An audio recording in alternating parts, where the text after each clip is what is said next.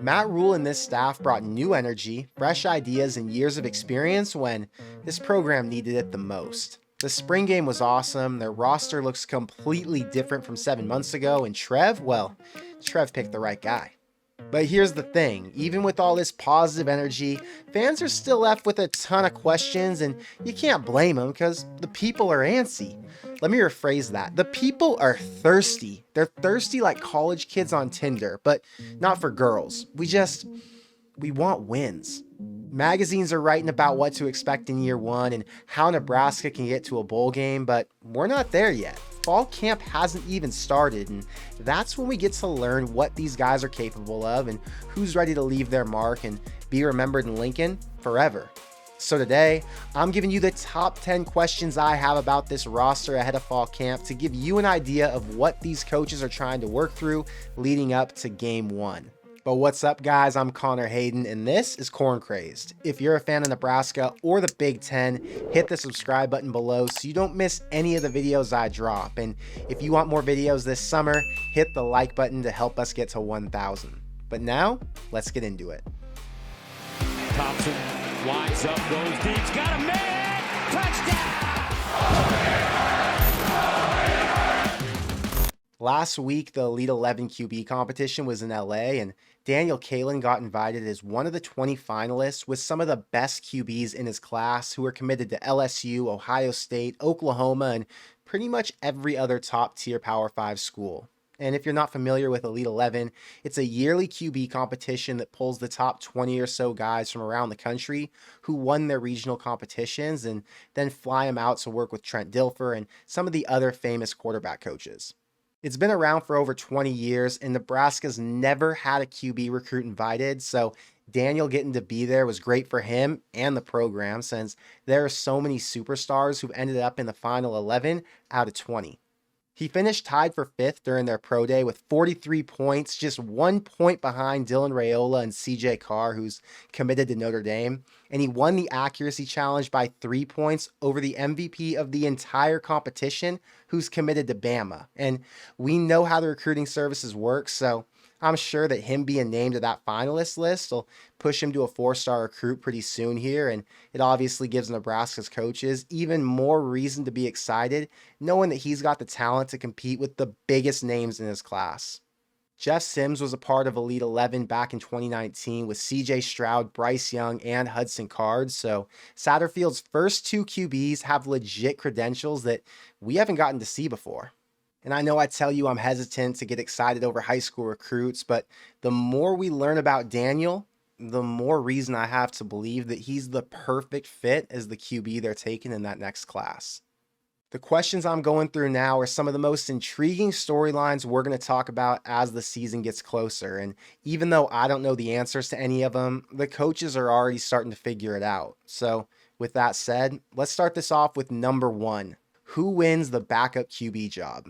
I had to bring this up first because the only QB who's made it through an entire season healthy in the last 10 years was Tanner Lee, which makes sense since every other starter was dual threat and Tanner didn't take many hits. But Jeff Sims is going to run it, and he's been injured before, so odds are whoever backs him up is playing a very important role this year.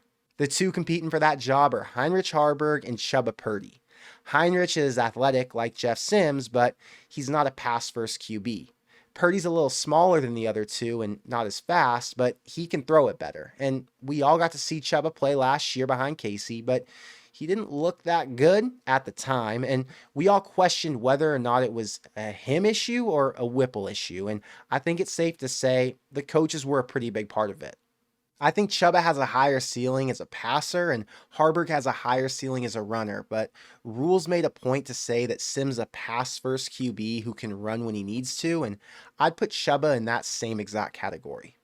He's completed half of the 100-ish college throws he's made, so there's definitely going to need to be some improvement, but I've got a lot more faith in Satterfield's approach than whatever Frost and Whipple were trying to do with him last year. Number 2, how much will the O-line improve? Well, the good news is they don't got to do much to improve since they ranked at the bottom of the Big Ten back-to-back years, and it's almost impossible to get worse.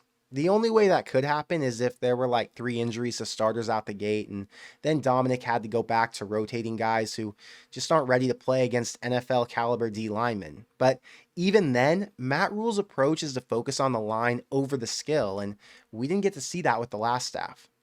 Last year, the depth was the biggest issue since Teddy Prohaska and Noordine Nwili couldn't play. But if they're both healthy and playing as well as they did back in 2021, they're going to make that whole group better. And Matt Rule understands the importance of building a strong line as much as any of the other successful Big Ten coaches. So the approach to play calling should be more aligned with their abilities up front, since the run game won't be strong unless they can move bodies. I still have my doubts since I want to see it to believe, but there's a lot to be excited about up front with Ben Scott starting at center and the new scheme that'll hopefully look more like a traditional Big Ten team. Number 3, who takes the first snap at running back? Gabe Ervin dominated pretty much every headline during spring ball since the coaches mentioned him so often and Anthony Grant wasn't allowed to practice, but they both bring a different skill set to the table and either one could run for 1,000 yards with enough touches. Gabe Ervin has 57 career carries for 218 yards and 2 touchdowns. Anthony Grant has 218 for 915 yards and 6 touchdowns, but that doesn't include 2 years in junior college when he ran for another 2,500. Gabe's a stud and he'll get plenty of carries either way, but Grant's experience isn't a joke, and that could be the difference when it comes to who gets the first look against Minnesota. Number 4, will Arik Gilbert be eligible to play this season? I have no idea, but I'm pretty sure he's still waiting to get his waiver approved by the NCAA, so there's still hope. But worst case, they've got Fedoni and Borkacher, who are both plenty talented, and if Fedoni finally gets on the field, his ceiling's probably as high as Gilbert, who earned a starting spot at LSU as a true freshman. But realistically, the tight end room's a complete mystery to all of us because Borkacher only had 6 catches last year. Fedoni hasn't played at all since he got to Lincoln, and Gilbert didn't play the last 2 seasons. So I'll let you tell me how it'll play out because I got no clue. Number 5, is there a Malcolm Hartzog in this freshman class? And my definition here is a guy who can start almost the entire season as a true freshman and make a game-winning type of impact like Malcolm did against Indiana and Rutgers. In the past, I would have picked out a stud freshman who was fully developed and ready to play, but this staff made it clear that they're going to play multiple new guys day one. And with Seyfula, Princeville, and Lenhart all playing a bunch in the spring game, then Malachi Coleman and Eric Fields getting added on this summer, I wouldn't be surprised if multiple freshmen emerge as playmakers. Number 6, is Nick Henrich still a starter? We're talking about a guy who's played in 24 games and made 163 total tackles, but now we keep hearing about John Bullock, who plays inside backer too. I'm not sure if that means there's a competition for the spot next to Luke or who fills that other role, but it would say a lot about how this staff feels about Bullock, who only played special teams, if that were to happen. Number 7, is Tristan Alvano taking over at kicker as a true freshman? It's a big jump to go from kicking in front of a few thousand to kicking in front of 80,000 just 9 months later. But Timmy Bleekrod did that last year after he transferred from Furman, and Tristan's going to have to do it this season. My guess was that Alvano would be the backup this year and then he'd take over after Bleekrod left, but he's probably got a stronger leg already and he could go into August assuming he can take over as a freshman because Bleekrod wasn't bad and he made a 43 and 46 yarder last year, but there were times when the coaches wouldn't send him out because the kicks he would have had to make were from 50 yards out. I remember he made a comment about the wind being an issue inside the stadium, but if Tristan can make him like he did in the state championship game, I think he might be a lock to take the job. Number 8, which transfer is in line to make the biggest impact? We got 4 guys to watch: Billy Kemp, Jeff Sims, Ben Scott, and MJ Sherman. And if I had to put them in order of who I think means the most, that's probably how I'd list them. And I have no clue who will end up making the biggest impact, but I do know without Ben Scott or MJ Sherman helping on both sides of the line, that the depth would be severely lacking, and the 6-win expectations would be more like 6-win ceilings. There are 9 transfers in this class alone that have a chance to either start or rotate in the 2 deep, so no matter who emerges as the star of that group, I'm just glad this staff can get day one starters out of the portal. Number 9, is there enough depth on the D line to win in the Big Ten? Back in early spring, we all had questions about what it would look like in the 3-3-5 and who could replace some of the guys who left. But going into summer, we've got a much better idea of what Tony White's working with.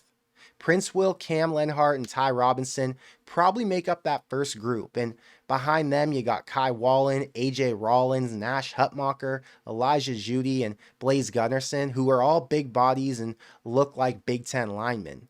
When there were questions about how soon the true freshman could play, it made sense to be uncomfortable with the depth, but knowing what we do now, that group of 8 is going to be more than serviceable in Rhule'S first season. And last at number 10, who earns a single-digit number at the end of fall camp? The single digits are all about toughness, but since we don't get to see them practice, it's hard for me to guess who's going to get offered one. But I'm going to try anyway, so in no particular order. Gabe Ervin, Jeff Sims, Billy Kemp, MJ Sherman, Brian Buschini, Quentin Newsome, IGC, Marquise Buford, Marcus Washington, and Luke Reimer, because Luke's the definition of toughness. The answers to every one of these 10 questions are going to give us more clarity on how well this team will do in the fall, but as you know, they won't get answered until then anyway, so these are all just more talking points to get our minds racing and hyped up for football season. But I want to know what you think, so let me know in the comments below. What's the easiest one of these to answer today based off everything we know? Are the single digits important to you, or could you care less about who wears what number? And if you could only root for one player to have an amazing fall camp to set him up for success this season, who are you riding with? For now, I'm Team Fedoni, and I really hope he can take that starting job he's been working so hard for, just to see if he can meet the crazy expectations he came in with. But that's all I got for today, so until next time, thank you for being here, and I'll see you in the next one. Go Big Red.